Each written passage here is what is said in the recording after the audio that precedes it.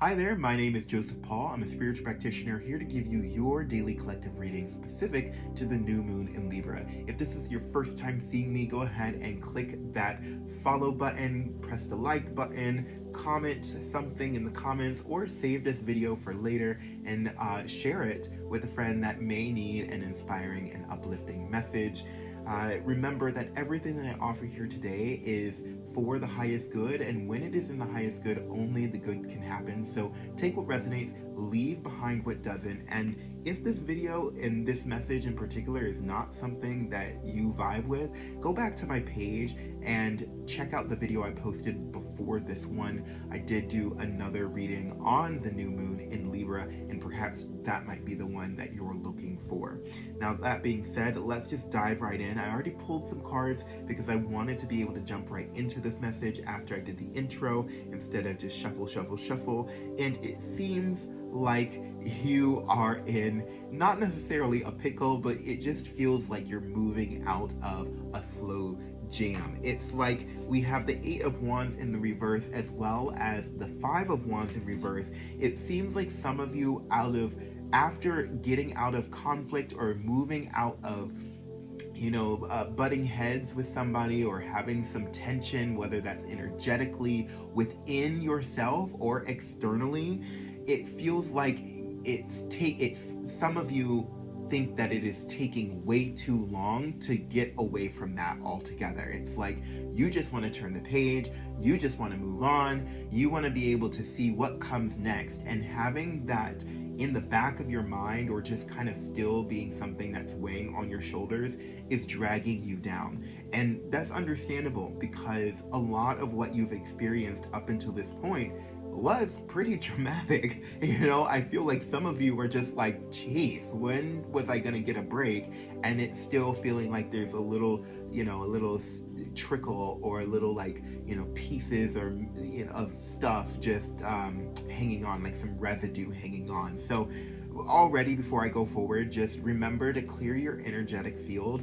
Take the time to ground yourself in nature rather than just in your home, and clean your spaces, right? Especially when it comes to the new moon and the full moon. Both moon phases, I do highly encourage people to just clear and cleanse their spaces, because that way you can give yourself permission on the energetic and the psychological level to move forward and progress with your journey. So if you haven't done that already, after this video, do yourself a favor, clean, cleanse, all right? Right now in the present, we have the Ace of Wands and the Strength card coming out here. And this is really, really great news in the sense of knowing that you're tapping into your intuitive gifts here, especially when it relates to creativity, especially when it relates to the passion that drives you forward in being the leader, being the trendsetter here, and really focusing on what is visionary or what comes next, how to be in the front of the pack here to assist or to guide others towards a track of becoming or doing or being whatever the words are. I'm like, so just being and becoming are what really come to mind here in their most authentic self. And you've already found that this stagnation that you are moving out of and coming into this powerful energy is something that you are taking as an appropriate experience and can use to help teach and guide other people. It's not something that has come out of, I'm hearing like strain or just like vain. That's why they were like, it rhymes with strain. It's not just something that has happened in vain. This is something that you can actually put in your toolkit moving forward about how you navigated that experience and how you are going to show up for others and for yourself.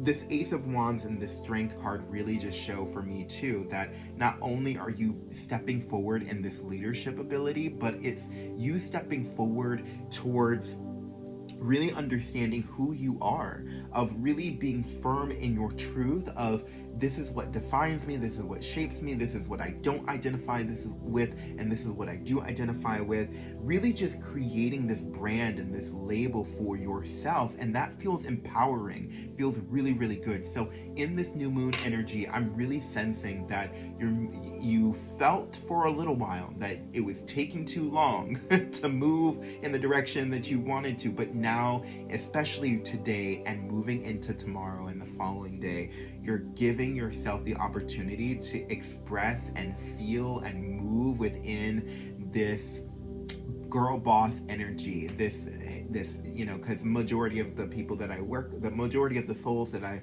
have the pleasure and privilege of working alongside identify with the divine feminine, and I'm really feeling like many of you are saying, yes, I'm tapping into that girl boss energy, and that's really what we like to see. So the empowering guidance moving forward is to remember your worth, to remember who you are, and remember where you came from, and allow that to shape the way that you show up moving forward. You have no wrong way about doing this other than living in your ego, because that will be your quickest downfall. And so as we speak on ego, they're wanting to remind you of what to be mindful of, how to keep this sustainable. They've got the Fool card here as well as the Ace of Cups, and this is really it. Remember, this is not inevitable, this is not final end all be all, but it is especially this gentle nudge, this gentle reminder here with the Fool card of like, don't lose yourself.